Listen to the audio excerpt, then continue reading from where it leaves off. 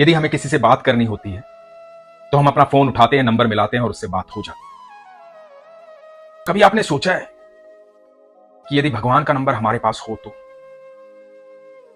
हम कभी भी उनसे बात कर पाए? और यदि आज मैं आपको भगवान का नंबर दे दूं तो बात करना चाहेंगे भगवान से? तो ये प्रसंग और जो बात मैं आज बताने जा रहा हूं उसे बड़े ध्यान से सुनिएगा।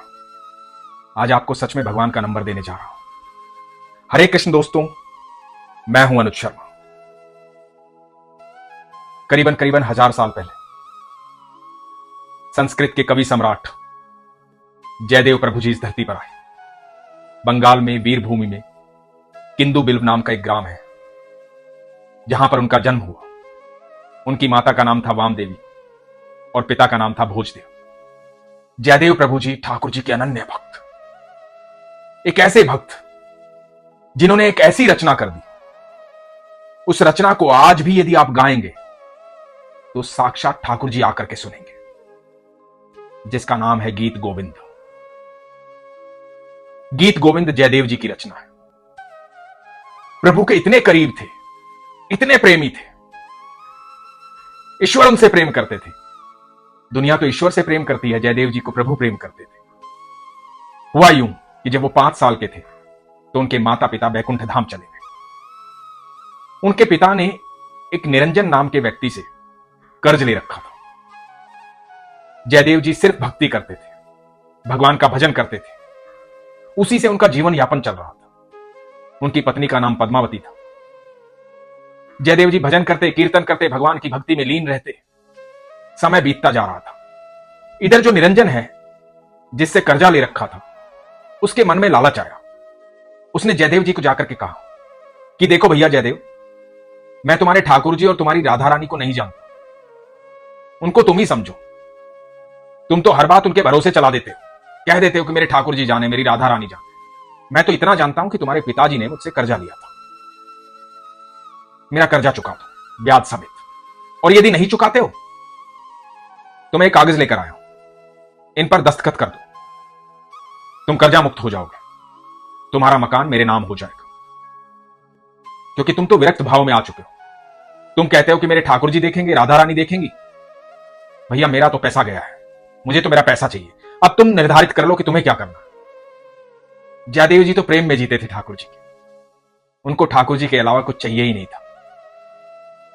उन्होंने कहा कि ठीक है, आप ये घर रख लो और निश्चिंत हो जाओ, मुझे इस घर की जरूरत नहीं है। और जयदेव जी ने दस्तखत कर दिए। निरंजन जो है बड़ा खुश हो गया, लालची था। जयदेव जी को बेघर कर दिया, कह दिया कि तुम्हारे ठाकुर जी और राधा रानी थोड़ी हैं, वो आकर के थोड़ी पैसे देंगे। मेरा कर्जा उतारना है तो एक घर दे दो। घर ले लिया, उसकी मंशा पूरी हो गई। जब वो जाने लगा, इतने में उसकी बेटी भाग करके आई और बेटी चिल्ला रही थी कि बाबूजी घर चलो, घर जल गया, घर में आग लग गई है। बाबूजी घर चलो, घर जल गया, घर में आग लग गई। निरंजन हड़बड़ा गया। जयदेव जी भी वहीं खड़े थे। निरंजन भाग करके अपने घर की तरफ गया। जयदेव जी को भी चिंता हुई।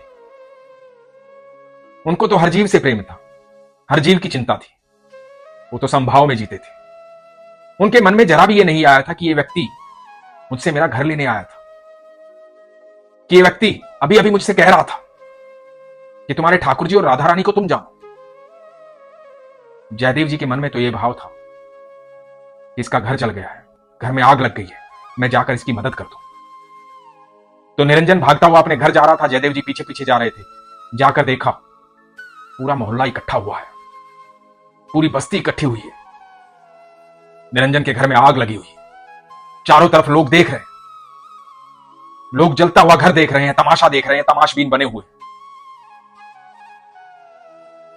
निरंजन बिलख बिलख करके रो रहा है, हड़बड़ाया हुआ है, घबराया हुआ है। इस बीच जयदेव जी चलकर निरंजन के घर में घुसते हैं, जलते हुए घर में। और जैसे ही पहला कदम निरंजन के घर में रखते हैं, आग अदृश्य हो जाती है, गायब हो जाती है। सब कुछ पहले जैसा हो जाता है। ये देख करके सब हैरान है कि ये कैसे संभव हो सकता है।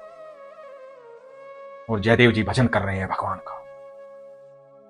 निरंजन जयदेव जी के चरणों में गिर जाता है, क्षमा याचना करता है कहता है मुझे क्षमा करें, मैंने आपको पहचाना नहीं, मैंने आपके ठाकुर जी को पहचाना नहीं। उसके बाद निरंजन भी ठाकुर जी का भक्त हो जाता है। कुछ दिन के बाद जयदेव जी पुरी की तरफ चलते हैं।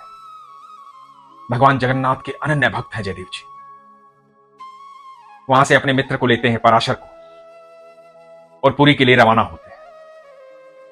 जब पुरी के लिए रवाना होते हैं, भजन करते हुए, कीर्तन करते हुए, ठाकुर जी को याद करते हुए, तपती धूप है, मित्र के साथ चलते जा रहे हैं पुरी की तरफ। धूप बहुत तेज है, प्यास लगी है, इधर उधर कहीं भी पानी दिखाई नहीं दे रहा है, बहुत जोर से प्यास लगी है। दोनों मित्र प्यासे हैं, भजन कीर्तन करते हुए आगे बढ़ते जा रहे हैं और बेहोश होकर के जमीन पर गिर जाते हैं। तभी एक नन्हा सा बालक आता है, खूबसूरत बालक, मोटी मोटी आंखों वाला, घुंघराले बालों वाला। इधर जयदेव जी बेहोशी अवस्था में भगवान कृष्ण का नाम जपे जा रहे हैं, राधा रानी का नाम जपे जा रहे हैं, प्रभु को याद कर रहे हैं। वो बालक आकर के जल देता है, प्यास बुझती है, आगे राह दिखाता है। जयदेव जी को बिल्कुल यह होश नहीं है कि मेरे कन्हैया आए हैं मुझे पानी पिलाने। मग्न है अपनी भक्ति में, पुरी की तरफ बढ़ने लगते हैं। भगवान में इतने खोए रहते हैं, इतने खोए रहते हैं, पुरी पहुंच जाते हैं। भगवान के अनन्य भक्त हैं, सुबह शाम दिन रात बस ठाकुर जी, राधा रानी, ठाकुर जी, भक्ति में खोए रहते हैं। कवि हैं, भगवान के लिए भजन लिखते रहते हैं, कविताएं लिखते रहते हैं, उनका गायन करते रहते हैं। अचानक से उस भाव में डूबे हुए उन्हें दिखाई देता है कि सुनील पर्वत श्रेणियां सामने है, कालिंदी नदी बह रही है, यमुना किनारे कदम के पेड़ के नीचे मोर पंख लगाए हुए, बांसुरी लिए हुए, पीतांबरधारी, मोटे नयनों वाले, अनंत ब्रह्मांड में सबसे खूबसूरत, जिनके पूरे शरीर से अद्भुत तेज निकल रहा है, ठाकुर जी साक्षात खड़े हुए, बंसी बजा रहे हैं। उसी भाव में इतने मोहित हो जाते हैं, ध्यान में मग्न है, ठाकुर जी को देख रहे हैं। ठाकुर जी बंसी बजा रहे हैं और उनके मुख से अचानक से जो पंक्तियां निकलती हैं वही कहलाती हैं गीत गोविंद। कहा जाता है जब भी गीत गोविंद गाया जाता है तो साक्षात ठाकुर जी वहां पर खड़े होते हैं।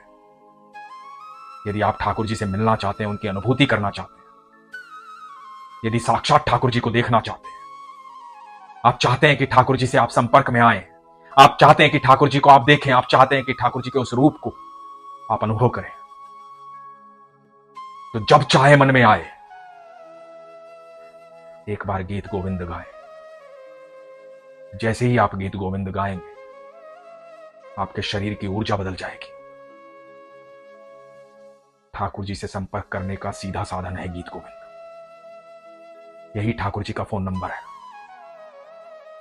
आपकी आस्था सच्ची होनी चाहिए, आपका विश्वास सच्चा होना चाहिए, आपका भाव सच्चा होना चाहिए, क्योंकि सरल भक्त ही भगवान से मिल पाते हैं। जब आप सहजता में आ जाते हैं, संपूर्ण विश्वास में आ जाते हैं, जब आप भाव में खो जाते हैं, किसी प्रकार की कोई शंका नहीं रहती, जब आपको हर पल यह महसूस होता है कि मेरे ठाकुर जी मुझे सुन रहे हैं, जब आप सच में सरल हो जाते हैं, उस भाव में जाकर के एक बार गीत गोविंद गाइए और फिर देखिए कुछ ही क्षण में आपको ठाकुर जी की अनुभूति हो जाएगी। गीत गोविंद सुनने मात्र से आपके शरीर की ऊर्जा बदल सकती है। तो जब भी मौका लगे एक बार गीत गोविंद गाइए, सुनिए, आप वहीं पर ठाकुर जी को अनुभव करेंगे और आपको ये प्रसंग सुनने के बाद जो अनुभूति हुई है उसे लिखिएगा जरूर, बताइएगा जरूर। और ठाकुर जी की अनुभूति करने में देर ना कीजिए। अब आपके पास ठाकुर जी का संपर्क नंबर है, संपर्क कीजिए ठाकुर जी से, लेकिन अपने विश्वास को प्रगाढ़ रखिए। इसीलिए हमेशा कहता हूं, अपने विश्वास को मजबूत रखिए, अपना ख्याल रखिए।